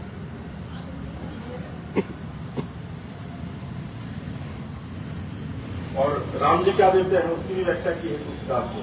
ये बड़ा अद्भुत है। रामायण घर में रखिए और जब टाइम मिले तो रामायण को पढ़िए जरूर। कथा तो सुनिए भी, पढ़िए भी रामायण। लेकिन जो पंक्ति लिखी है कि राम जी क्या देते हैं, शारद दारु नारी सम स्वामी राम सूत्रधर अंतर्जामी जेहि पर कृपा करहि जन जानी कवि अजिर नचावहि वाणी। इन दोनों देवताओं मां सरस्वती एवं गणेश मामा की प्रसन्नता से भगवान श्री रघुनाथ जी की कृपा से हमारे हृदय में श्री रामचरित्र का स्मरण होता है। इस पर भगवान की कृपा हो जाए उसको ही भगवान की कथा प्रिय लगती है। मैंने कहा था आपको कुछ देर पहले कि राम कथा भी वही सुनने आता है इसको प्रभु चाहते हैं। इसको प्रभु नहीं चाहेंगे वो नहीं आएगा। कितने लोग जा रहे हैं, कई लोगों को अच्छी नहीं लगती होगी, वो गाना सुन रहा हो भाई हम जो कर रहे हैं तो बगल में गाना गाते हुए जा रहे हैं, क्योंकि प्रभु की इच्छा नहीं है कोई राम कथा से। आप मंदिर में यहाँ बहुत लोग जाते हैं, यहाँ सर बहुत कम लोग चुकाते हैं। ये वही लोग चुकाते हैं जिनको प्रभु चाह रहे हैं कि लेकिन रिकॉर्ड करेगा। ये एकदम सच्चाई है जीवन की। और देखिए तुलसीदास ने वर्णन किया जिसकी व्याख्या भी हम आप कर रहे हैं। उसकी भगवान कथा नहीं लगती है, फिर वो कथा के रस को छोड़कर किसी रस में नहीं लगेगा। जीव को परम ज्ञान देने वाले भगवान शिव जी की गोस्वामी की स्तुति करते हैं। माँ भगवती श्रद्धा है, बाबा शिव जी विश्वास है। श्रद्धा स्वरूप माँ भवानी व शिव जी की स्तुति गोस्वामी इसलिए करते हैं क्योंकि कृपा के बिना किसी को भी भगवत साक्षात्कार प्राप्त नहीं हो सकता है। भागीरथ महाराज गंगा जी को तो ले आए, गंगा जी बोली हमको रोकेगा कौन? देखिए भागीरथ जी भी राम जी के वंशज थे। राम जी इक्ष्वाकु वंश के 39वें विधि है। देखिए राम जी के वंश में कैसे कैसे लोग हैं। राम जी के वंश में राजा दिलीप थे जिन्होंने गौ माता के कारण अपना शरीर शेर को दे दिया था। भगवान राम उनके वंश है। भगवान भी कुल को चुनते हैं उनको किस कुल में जन्म लेना है और फिर कैसे जन्म ले वो आगे हम चर्चा करेंगे आपसे। किस तरीके से मनु जी ने 1000 साल तक तपस्या की थी, हरि की तब जाकर के वो आए थे। तो भगीरथ महाराज गंगा जी को ले आए। गंगा जी बोली हमको रोकेगा कौन? तो भगीरथ जी बोले ये तो आप ही बताएंगे कि कौन रोकेगा। तो गंगा जी क्या बोली? शिव जी रोकेंगे। पुराणों में इसकी भी अलग व्याख्या है। भगवती गंगा और मां पार्वती ने एक साथ शिव जी के लिए तप किया। शिव जी प्रसन्न हुए, दोनों को वर दे दिए। अब समस्या यह है कि विवाह किससे होती है? गंगा माता निकली कहाँ से है? ये बहुत कम लोग जानते हैं। लोग जानते हैं कि नहीं भक्त महादेव की जटा से गंगा माता निकली है। ना प्रभु की जो पैर की दाहिने पैर की जो उंगली है छोटी वाली, उससे मां गंगा का अवतरण हुआ है। लेकिन मां गंगा का वेग इतना ज्यादा था कि हुआ कि भाई धरती पर उसको कौन सहेगा जब भगवत जी ने 1000 साल तपस्या की था। तो शिव जी ने अपने जटा को बांधा और उस जटा में, क्योंकि गंगा जी चाहती थी शिव जी से शादी करने के लिए, इसकी व्याख्या है वेदों में। तो फिर शिव जी ने अपने जटा में उनको धारण किया, क्योंकि मां सती के अलावा तो शिव जी से शादी कर ही नहीं सकते। मां सती ही उनकी पत्नी है। तो वे गंगा जी से कैसे वो शादी करते उनको, लेकिन उनको जटा में धारण किया। और आपको पता है जटा, प्रभु के जटा के एक बाल से, तो माता जी यहाँ बैठी हुई है, उनके एक बाल से मात्र गंगा जी निकली। तब समझे गंगा की धारा कितनी तीव्र है। कभी जाकर के देखिए ऋषिकेश में, तो गंगा का भाव जो है ये धरती सहन नहीं कर सकती। गंगा में इतना वेग है। गंगा भगवान विष्णु के पैर से निकली और प्रभु ने उनको धारण किया था। पैर से कैसे निकली तो हुए व्याख्या करेंगे। जब भगवान वराह के रूप में अवतरित हुए थे तब ब्रह्मा जी ने जल से पैर धोया था, जब वो पूरी सृष्टि को नाप लिया और कमंडल में रखा तो वही गंगा जी। और समस्या यह है कि विवाह किससे हो? तो ब्रह्मा जी ने निर्णय दिया, हे गंगा जी सूक्ष्म स्वरूप से आप हमारे यहाँ पधारो, समय हुआ तो आपको भेज देंगे।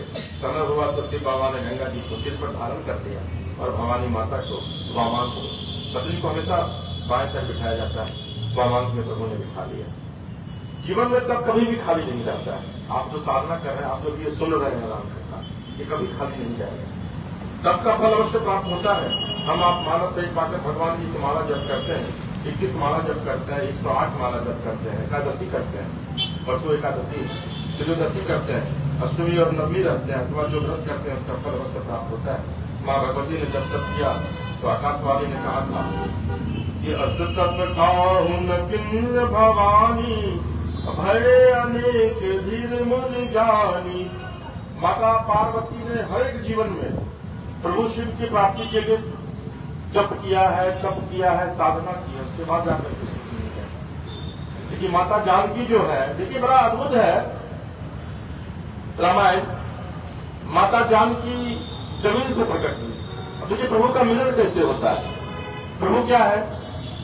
लेकिन जाने श्याम वर्ण क्यों है प्रभु का? चाहे वो कृष्ण हो चाहे राम हो, उनका वर्ण श्याम है, क्योंकि इस धरती का 3 चीज का वर्ण श्याम है। सागर, सागर की जहां आज तक नापी नहीं कर सकते, वही भगवान वास करते हैं, उसका वर्ण श्याम। आकाश, भगवान विराजते हैं, यहां से 3 लेयर बाद स्वर्ग है। ये धरती है, इसके बाद आकाश नहीं है तुरंत। इसके बाद हम लोग के जो पितर हैं वो रहते हैं इससे ऊपर। पितर से ऊपर कौन रहते हैं? पितर से ऊपर इंद्र रहते हैं, इंद्रलोक का साम्राज्य, और उसके ऊपर रहते हैं ब्रह्मा। तो आकाश का रंग है श्याम, सागर का रंग है श्याम, और सांप का जो बलि होता है हम लोगों ने नहीं देखा, लेकिन जो वर्णन है उसका भी रंग नीला है श्याम। इसलिए प्रभु श्याम वर्ण के लिए क्योंकि प्रकृति का रंग है।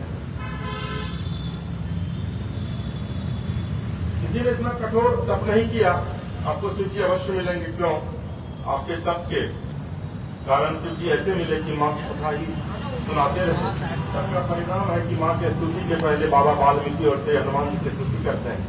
गोस्वामी जी आदि शक्ति मां अम्बा, मां जगदम्बा, जिनकी माया के वश सारी सृष्टि है, इसकी कृपा से योगियों को भगवान स्वरूप का दर्शन होता है, उनको वंदन करते हैं और अंतिम 7वें श्लोक में हृदय के भाव भूमि की रक्षा करते हैं।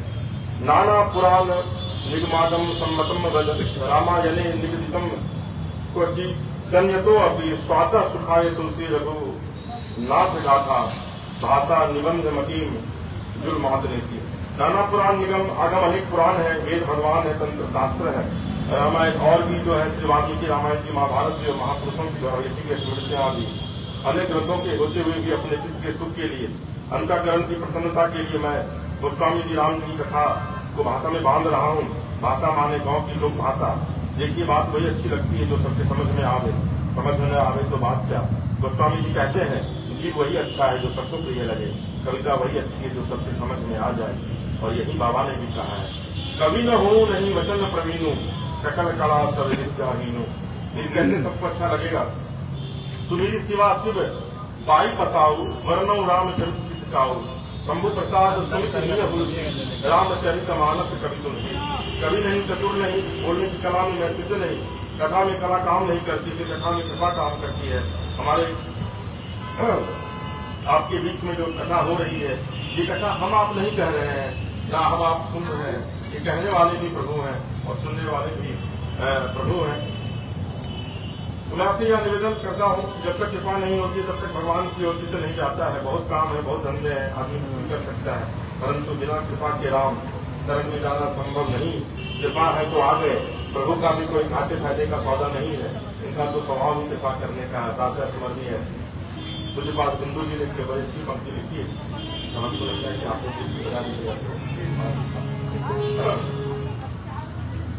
कृपा की न होती जो आदत तुम्हारी, तो सुनी ही रहती अदालत हमारी। कृपा की न होती जो आदत तुम्हारी, तो सुनी ही रहती अदालत हमारी। जो दीनों के दिल में जगह तुम न पाते, जो किस दिल में होती हिफाजत तुम्हारी। बाकी न होती जो आदत तुम्हारी, तो सुनी रहती अदालत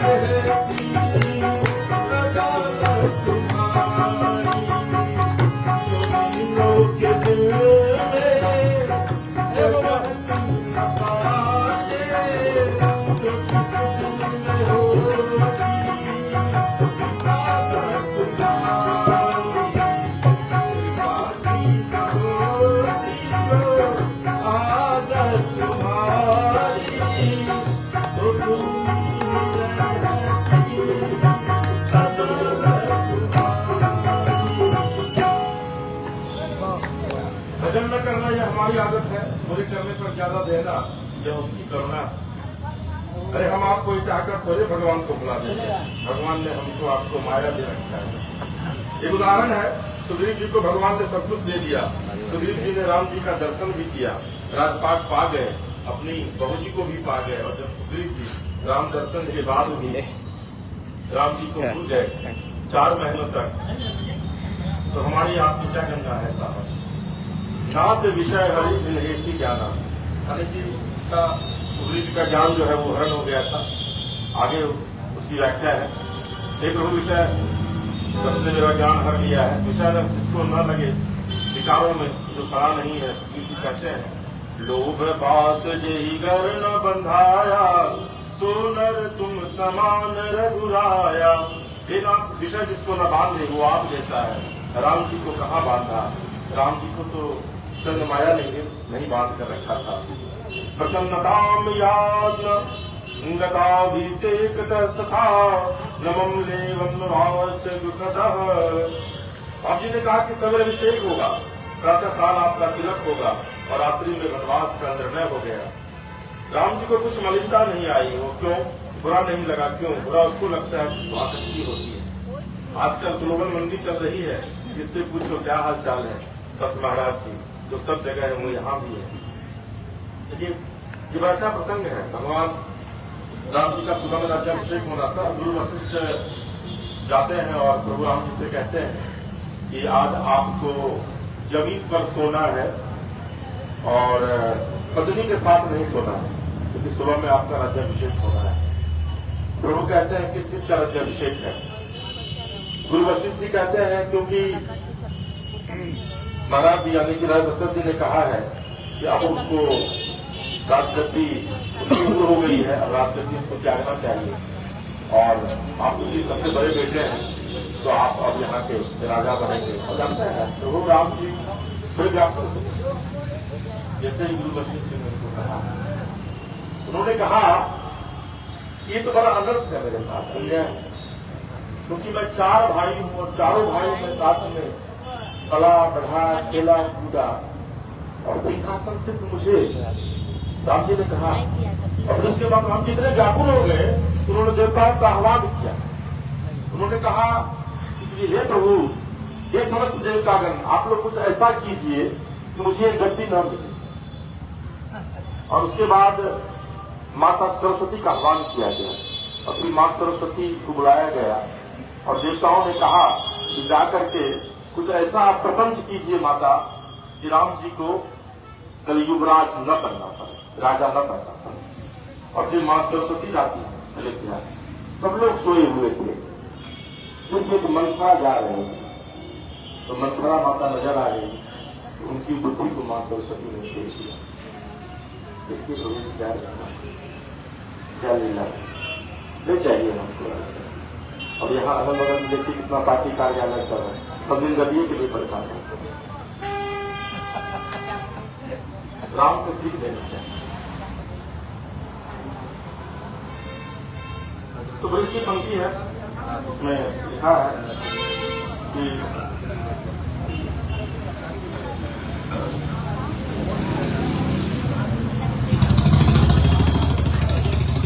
पूछे हूँ रघुपति कथा प्रसंगा, सकल लोक जग पावन गंगा। गंगा जी का स्वभाव है, जहाँ जहाँ जाती है उस जगह को उपजाऊ और पवित्र बना देती है। गंगा जी का स्वभाव नहीं, ये माँ का स्वभाव है।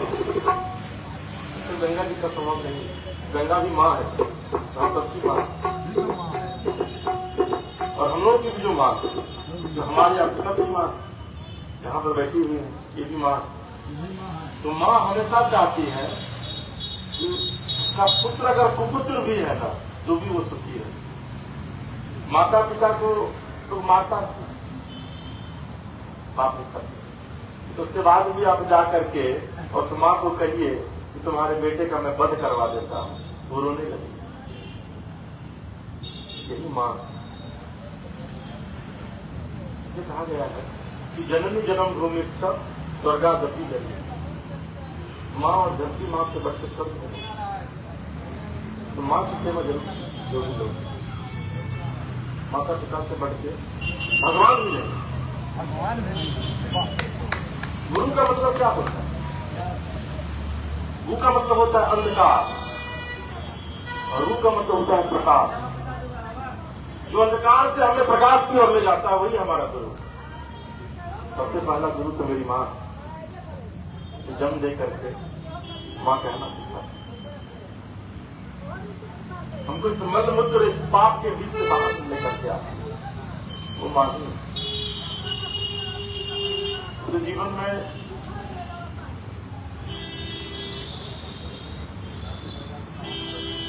माता पिता का संबंध है, माता पिता से बच्चे सम्मान। माता पिता को भोजन नहीं दीजिएगा, भगवान को जाके भोग लगेगा, भगवान कभी स्वीकार भोगे नहीं लेंगे तो प्रेम कर सकता है। बताओ इसको। खुद भूखे रहिए, खुद प्यासे रहिए, लेकिन माता पिता को बगैर भोजन कराए हुए बच्चे माता पिता का स्थान है। कहता है, वेद कहता है, पुराण कहता है, अपरोषण कहता है। गंगा जी का स्वभाव है, जहाँ जहाँ जाती है उस जगह को उपजाऊ और पवित्र बना देती है। कथा भी जहाँ जहाँ जाती है वहाँ वहाँ जीव के हृदय को भक्ति के लिए उपजाऊ और मन को गंगा जी जैसी पवित्र कर देती है। ये कथा गंगा जहाँ जहाँ मरुभूमि में गई वहाँ भी उपजाऊ बना दिया, पहाड़ पर गई वहाँ भी उपजाऊ बना दिया। देखिए ये राम कथा कहाँ कहाँ से बह रही है, हम यहाँ कर रहे हैं, कहीं कोई और कर रहा है, कहीं कोई और कर रहा है। और एक जान लीजिए, और ये कथा अभी अगर पूरी दुनिया में 10 लाख जगह पर हो रहा है तो उस 10 लाख जगह पर हनुमान जी किसी न किसी रूप में विराजमान है। ये अद्भुत है। ये प्रभु राम जी का उनको आशीर्वाद है और माता जानकी का। हम जब चलेंगे आगे और आपको बताएंगे सुंदरकांड में, उसमें जब प्रभु गए हैं हनुमान जी तो मशक समान रूप धर के गए। मशक कहा जाता है छोटे से मच्छर को, और बिल्ली का जो छोटा बच्चा होता है जो जन्मता है उस समय, उस रूप में वहां गए थे। और जब माँ के पास गए तो माँ उसको जब अपना बताते हैं वो सारा कुछ, वो कहते हैं कि राम दूत में माता जानकी सत्य शपथ करुणा निधान थी। मैं राम का दूत हूँ माँ। उस करुणा निधान नाम कौन दिया था राम जी को? माता जानकी ने दिया था। उसके बाद माता जानकी समझ जाती है कि ये तुम्हारी सेवका थी करुणा निधान। तब उनको गोद में जब बिठाती है तो कहते हैं कि माँ मैं तो अभी आपको लेके चला जाऊंगा लंका से। माँ मुस्कुराती है, माँ कहती है कि तुम मुझे ले जाओगे? क्या राम जी की सेना में सब तुम्हारे इतने बड़े बंदर हैं? तो प्रभु कहते हैं अंजनी पुत्र कि माँ ये तो मेरा छोटा सा रूप है, मैं तो आपका बालक बेटा। और देखिए प्रभु आकाश है, माँ धरती से निकली है, और बीच में कौन है? धरती और आकाश के बीच में वायु है, इसीलिए पवन पुत्र है वो प्रभु राम और माँ जानकी के। इसको समझिए, तो ये जब तक सृष्टि है तब तक, जब तक वायु रहेगी तब तक पवन पुत्र यहां रहेंगे। और फिर जब प्रभु ने अपना रूप दिखाया तो मां ने कहा कि अरे छोटा हो जाओ, हम समझ गए। तो उन्होंने कहा कि ये मेरा नहीं है मां। बोले तुम तो बहुत बलशाली हो। बोले ना मां, ये तो बल प्रभु का है, तो हमको तो बुद्धि कोई ज्ञान नहीं। उसमें मां आशीर्वाद दी। इसलिए आप जब पढ़ते होंगे हनुमान चालीसा तो उसमें हम लोग मांगते हैं बल बुद्धि विद्या देहो मोहि, कि बल भी दीजिए, बुद्धि भी दीजिए और विद्या भी दीजिए। हरहु कलेश विकार, हमारे संकट को हरिए। तो हनुमान जी प्रत्यक्ष देखता है। कभी जहां जहां कथा हो रही होगी वहां किसी रूप में वो रहते हैं। तुलसीदास जी को मिले थे बनारस में ना, अकेले में मिले थे, जाके पैर पकड़ लिए। तो सपने में आए थे महादेव जी। बोले वहां से बैठा रहता है, बहुत बुजुर्ग है, पका हुआ कपड़ा ओढ़े हुए रहेगा, तो उसको पैर पकड़ लो, वही तुमको राम जी से मिलवाएगा। वो गए तो देखिएगा अंतिम में बैठा हुआ था एक पूरा भिखारी टाइप व्यक्ति। तो गए जाके प्रणाम किया। बोला हम लोग को प्रणाम कर रहे भैया, मैं तो बड़ा पैर पकड़ ली। बोले राम जी का दर्शन करवा दीजिए। बोले हम कहां से करवा देंगे। बोले अरे आप भी तो हनुमान जी हैं, ताकि मूर्ख है तुम। तो पैर पकड़ कर रोने लगे वो तुलसीदास। तो हनुमान जी बोले कि जाओ चित्रकूट, वहां जाओ, वहां जाकर के प्रभु के नाम की चर्चा करते रहना। खुद आप देखिए कि आज से 700-800 साल पहले तुलसीदास जी को राम लक्ष्मण दर्शन देने आते डेली। चित्रकूट के घाट पर बड़े संतन की तुलसीदास चंदन घसे और तिलक करत रघुबीर। तो पहली बार नहीं किए थे, वो डेली करते थे, आकर के करवाते थे भगवान। अंतिम में जब तुलसीदास के शरीर में सिर्फ चमड़ा और ये हड्डी था, मांस नहीं बचा था, वो आपकी प्रभु की कृपा पर हो ही नहीं रही। अब वो क्या पता था कि यही आ रहे हैं राम लक्ष्मण। तो हनुमान जी काग वेश में आए पेड़ पर। तो बोले कि कहा आप तो झूठे आकर कौपा करते रहते हैं हमको। तो बोले मूर्ख, वही ना दोनों है। कहा है कार्य सठ, इसको तुम डेली तिलक लगाते हो, वही तो प्रभु। पैर पकड़ लो। जब अगले दिन मोक्ष का मुक्ति मिलने की, अगले दिन जब आते हैं प्रभु तुलसीदास जी तिलक लगाते तक नहीं कहते हैं, अपना तो जब जाने लगते हैं तो पैर पकड़ लेते हैं, कहते हैं प्रभु अब तो मोक्ष क्या रहता है। बाप रे बाप, अद्भुत कृपा, भगवत कृपा। बड़ा अच्छा भजन है। वे मूर्ख बंदे क्या है रे जग में तेरा, ये तो सब झूठा सपना है, ये तो सब झूठा सपना है, कुछ तेरा न कुछ मेरा। मूर्ख बंदे क्या है रे जग में तेरा, मूर्ख बंदे क्या है रे जग में तेरा। भजन नहीं मैं गा रहा हूँ पुराना, क्योंकि भजन गाने में तो 4-5 घंटा लग जाएगा एक अध्याय करने। हाँ, इसीलिए भजन हम 2 लाइन गा देते हैं, भजन गाएंगे बाद में। गोदावरी गंगा के किनारे अगस्त ऋषि भगवती सती माता और शिव जी की कथा सुना रहे हैं। नीलगिरी पर्वत पर बाबा काग भुसुंडी जी भक्ति घाट से गुरु जी पक्षी दोनों कथा सुना रहे हैं। काशी जी में मेरे बाबा परमात्मा स्वरूप गोस्वामी तुलसीदास जी महाराज केवल निज मन और गंगा मैया की कथा सुना रहे हैं। कैलाश के दिव्य शिखर पर बैठकर भगवान भोलेनाथ अपनी अर्धांगिनी हम सबकी मैया जगदम्बा पार्वती की कथा सुना रहे हैं। तीर्थराज प्रयाग में याज्ञवल्क्य जी भरद्वाज की कथा सुना रहे हैं। यहाँ और यहाँ पर इस जगह पर हम आप राम कथा गा रहे हैं, सुन रहे हैं और पढ़ रहे हैं। यह भाव बीच है, जैसा जैसा भाव आएगा हम आप गाते चले जाएंगे। पूज्य पद गोस्वामी जी ने गणपति स्मरण, श्री हरि स्मरण, जगदम्बा स्मरण, विष्णु स्मरण, शिव स्मरण, फिर दिवस स्वामी भगवान सूर्य जी का स्मरण किया। गुरुदेव भगवान की चरण रज का वंदन किया। यह मंगलाचरण है मेरे बाबा का और बड़ा पावन है। गुरु चरण रज की कृपा से उनके द्वारा बने अंजन को नेत्र में लगा लेने से प्रबद्ध रूपी सत्ग्रंथों में जो रामचरित भगवत चरित्र इधर उधर दिखेगा। पूज्यपाद गोस्वामी जी कहते हैं, जटासुअंजन अंजितृगा साधक सिद्ध सुजान, कौतुक देखत शैल बना भूतल भूरि निधान। सुधी जन खजाना निकाल लेते हैं कैसे? श्री गुरु चरण के अंजन से, अर्थात गुरु कृपा रही तो कृपा से ज्ञान अपने आप बढ़ जाएगा। साधु का वंदन करते हैं, बाबा ब्रह्मन देवताओं का वंदन करते हैं, धरती के जितने भी भगवत जन है सबका वंदन करते हैं। क्यों? साधु कौन है? जो दूसरों के अवगुण को दूर कर सद्गुण प्रकट कर दे, वो साधु। साधु का कार्य क्या? बाबा ने कहा, जो सही दुख परिचित दुरावा, वंदनीय ते ही जग जस पावा। हम किसी वेश में साधु हो सकते हैं, हम किसी देश में साधु हो सकते हैं, और हम साधु के वेश में भी साधु हो सकते हैं। साधु कौन? जो दूसरों के छिद्र को ढक दे, वही साधु है। साधु को बुराई की चर्चा नहीं करनी चाहिए, साधु को सबकी अच्छाई की चर्चा करनी चाहिए। क्यों? जिस बात की हम चर्चा करते हैं वो बात धीरे धीरे हमारे में आने लगती है। इसलिए साधक को मंगल की चर्चा करनी चाहिए। गोस्वामी जी ने ऐसे लोगों को प्रणाम किया है। बहुरी बंदी खल गण सती भाई, जे दिनु काज दही में डुबाए। दुष्ट जनों को भी मैं सच्चे मन से प्रणाम करता हूँ, जो बिना काज के अगल बगल टहलते रहते हैं। दूसरे की हानि उनके लिए सुख और दूसरे का लाभ उनके लिए दुख होता है, उनको भी मैं प्रणाम करता हूँ। देखिए, असल में भगवान राम के विषय में कहा गया है, जिस समय आपसे पहले भी कहा, कलयुग नाम ही एक अधारा, सुमेरी सुमेरी न उतर नहीं पा रहा। तो राम की कथा का श्रवण हमेशा करना चाहिए, राम का नाम हमेशा स्मरण करना चाहिए। और एक बड़ी अच्छी पंक्ति है, हम लोग उसको थोड़ा गुनगुना लें। और क्योंकि समय बहुत ज्यादा हो रहा है और प्रथम दिवस की जो कथा है उसको भी उसका भी हम समापन ही करेंगे। एक छोटा सा भजन हम गा लेते हैं सब लोग।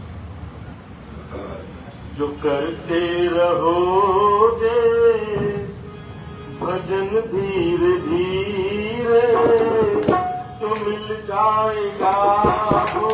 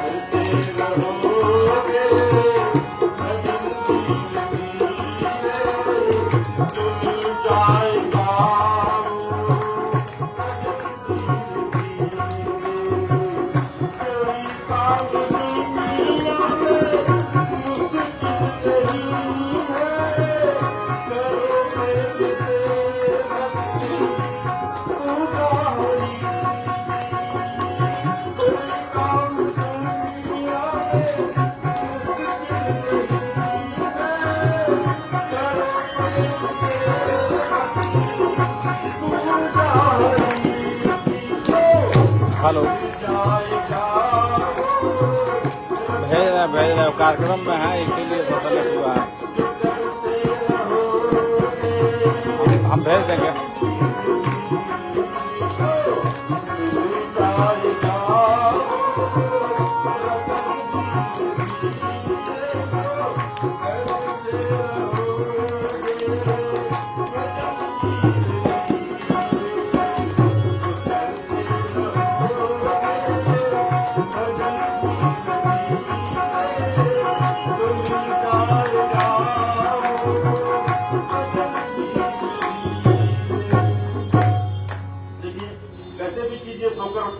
खाकर पीजिए, लेकिन भगवान की भक्ति जो है वो हमेशा करते रहिए, क्योंकि जब भगवान की भक्ति कीजिएगा तो निश्चित तौर पर जो सजन है ना वो आज नहीं तो कल मिलेगा, ये तय। तो परमात्मा की सेवा हम आप करेंगे तो उससे प्रेम बढ़ेगा। भजन गाना चाहिए, गाते रहना चाहिए। ऐसी पंक्ति है कलयुग के विषय में कि राम नाम का क्या आधार है कलयुग में। तो लिखा है गुप्ताज ने कि राम नाम अति मीठा है, कोई गा कर देख ले, आ जाते हैं राम जी, कोई बुला कर देख ले। राम नाम अति मीठा है, आ जाते हैं राम जी, बुला कर देख ले।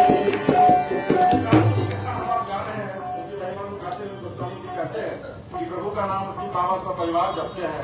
सहस्र नाम सुनि शिववाणी, जपी जय पिय संग भवानी, महिमा जासु जान गहराओ, प्रथम पूजियत नाम प्रभाव। दरअसल में तो संक्षिप्त में करते जा रहा हूँ क्योंकि प्रथम कांड को छोड़ नहीं सकता हूँ, उसको आगे समाप्त किया। तो गोस्वामी जी कहते हैं कि राम नाम नरसिंह भगवान है और कलयुग हरि कशिपु है। राम नाम के प्रकट होने पर कशिपु रूपी कलिकाल का अपने आप वध हो जाता है। ये राम नाम नरसिंह स्वरूप आकर भक्त रूपी प्रहलाद को निमित्त बनाकर हिरण्यकशिपु का अपने आप वध कर देता है। बस कोई भक्त प्रहलाद जी के भाव से इसका स्मरण करे, बुलाए तो कलयुग अपने आप समाप्त। आध घंटा, 1 घंटा, 2 घंटा, 3 घंटा कुछ तो भजी। और एक राम कथा करने में, एक अध्याय करने में कम से कम जो वक्त लगता है वो 3 घंटे का लगता है। ये हम लोग बहुत शॉर्ट में इसको कर रहे हैं। वैसे एक पंक्ति है, हरि नाम नहीं तो जीना क्या, हरि नाम नहीं तो जीना क्या, अमृत है हरि का नाम, इसे कोई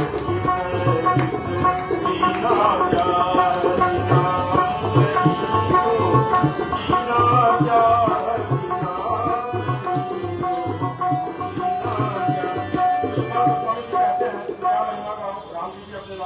नहीं कर सकते हैं।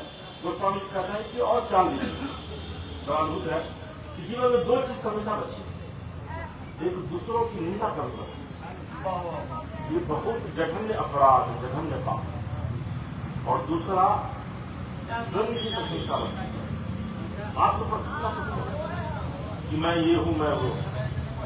ये मैं कौन करता है? इसको हलाला जाता है। सागर को जब हलाला जाता है इसलिए वो मैं करके रहता है, इसलिए मैं मत कीजिए। तो आपको प्रशंसा कभी मत कीजिए और दूसरों की निंदा मत कीजिए। प्रभु बहुत नाराज होते हैं। आप जिस देवता को मानते हैं वो बहुत नाराज है। कहीं पर अगर कोई निंदा भी कर रहा है ना, उसको मत कीजिए, काम बंद करिए, वहां चले जाए, राम राम स्मरण करने लगे। ये 2 चीजें एकदम विधिवत बाबा ने नहीं लिखा है, ये शिव ने भी कहा है, वेद पर लिखा, वेद में इसकी व्याख्या की। निंदा कर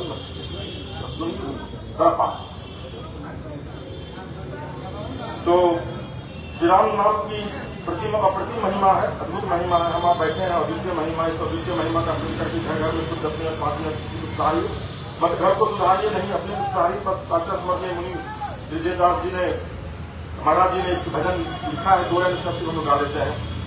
नाम कीर्तन करो तो तुम सुधर जाओगे,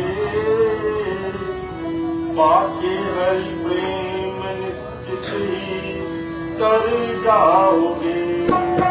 नाम कीर्तन करो तुम सुधर जाओगे, नाम कीर्तन करो तुम सुधर जाओगे, पाके हरि प्रेम निश्चित ही कर जाओगे।